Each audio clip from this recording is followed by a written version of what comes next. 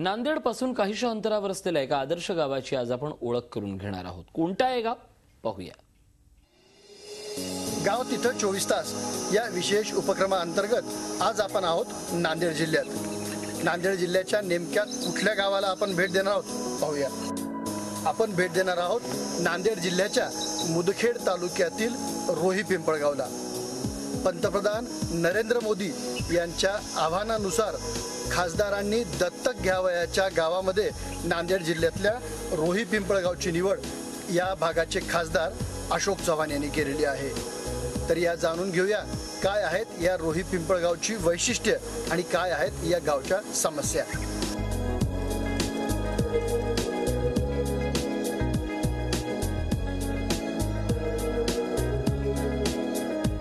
आपण आहोत नांदेड जिल्ह्याच्या मुदखेड तालुक्यातील रोही पिंपळगाव या गावात। संसद ग्राम योजनेअंतर्गत खासदार अशोक चव्हाण यांनी निवडलेल्या या गावाची काय आहेत वैशिष्ट्ये जाणून घेऊया। हे गाव इतरांपेक्षा काहीसं वेगळं ठरतं आणि म्हणूनच या भागाचे खासदार अशोक चव्हाण यांनी या गावाची संसद आदर्श ग्राम योजनेत निवड केली आहे। या योजनेअंतर्गत आता गावात विविध योजना राबवण्यात येतील, पण या गावानं स्वतःच राबवलेल्या काही योजना अनुकरणीय अशाच म्हणाव्या लागतील। त्यातील एक म्हणजे या गावाची पाणी पुरवठा पद्धत। एकीकडे अनेक गावात पाण्याच्या थेंबासाठी हाल होत असताना या गावानं मात्र पाण्यासाठी खास शक्कल लढवलेली दिसून येते।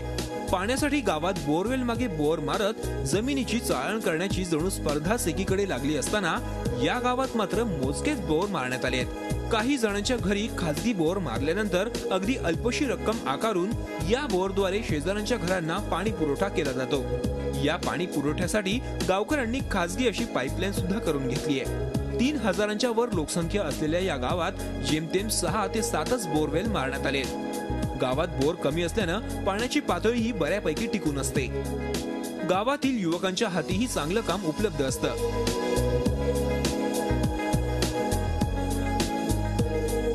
गावातील शेतकऱ्यांच्या शेतात टोमॅटो, कारले, वांगे अशा भाजीपाल्यांचं मोठ्या प्रमाणात उत्पादन घेतलं जातं। हा भाजीपाला रोज विविध टेम्पोद्वारे शहरात विक्रीसाठी पाठवला जातो।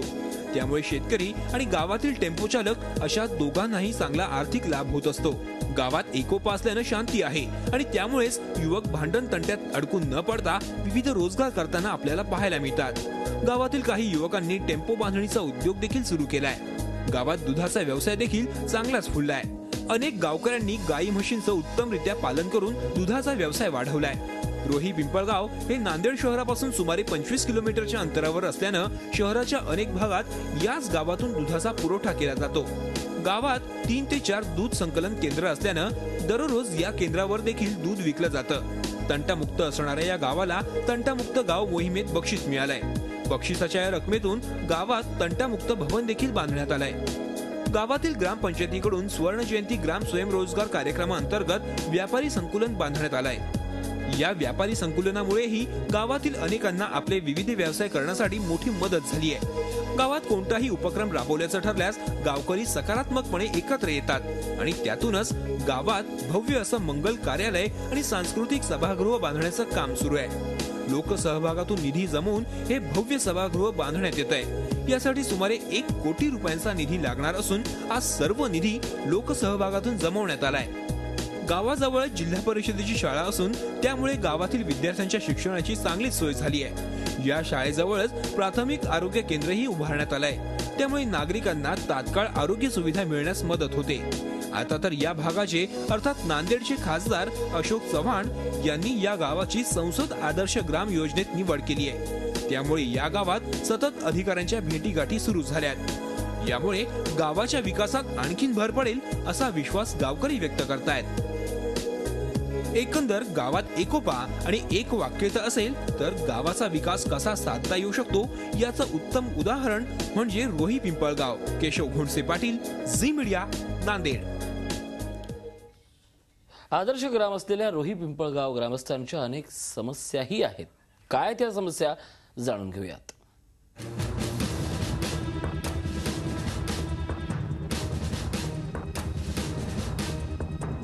या रोही पिंपळगावची जशी अनेक वैशिष्ट्ये आहेत तशाच यांच्या काही समस्याही आहेत। या जाणून घेऊया काय आहेत त्या समस्या।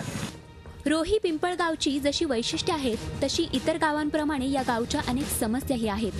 गावात बँक नसल्याची समस्या लक्षात घेऊन जिल्हा परिषदेच्या वतीने संग्राम योजनेअंतर्गत एक छोटी बँक सुरू करण्यात आली. पण सुमारे 3 महिन्यांपूर्वी उद्घाटन झालेली ही बँक पूर्ण क्षमतेने सुरू झाली नाहीये.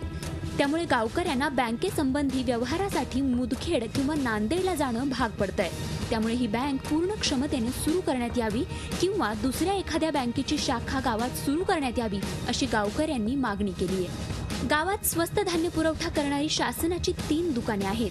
पण या दुकानातून नियमितपणे धान्य आणि इतर बाबींचा पुरवठा केला जात नसल्याचा गावकऱ्यांचा आरोप आहे.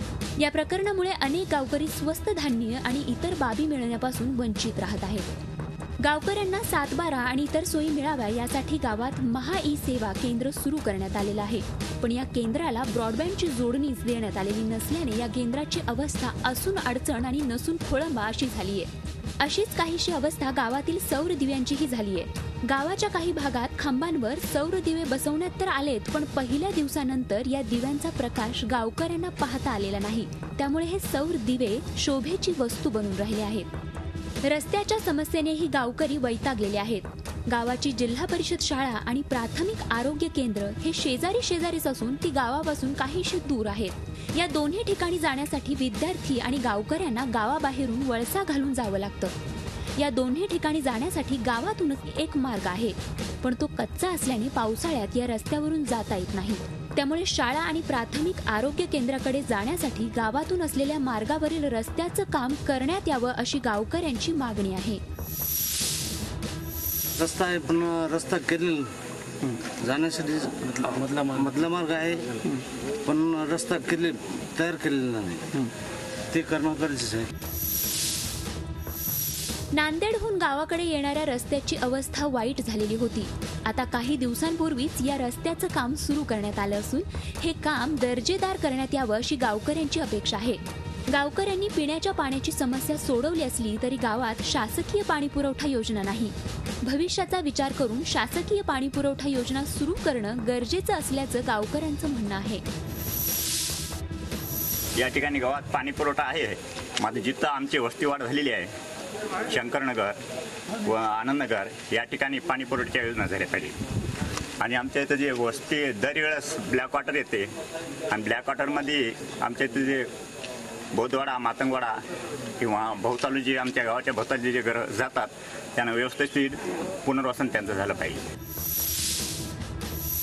आता रोही पिंपळगाव हे गाव संसद आदर्श ग्राम योजनेत समाविष्ट झालेलं असल्याने या गावात अधिक विकास कामे होतील आणि गावात अधिकाधिक सुविधा उपलब्ध होतील अशी आस गावकरी लावून आहेत. केशव घोणसे पाटील सह bureau report Zee media Nanded. Zee 24 तास रहा एक पाऊल पुढे.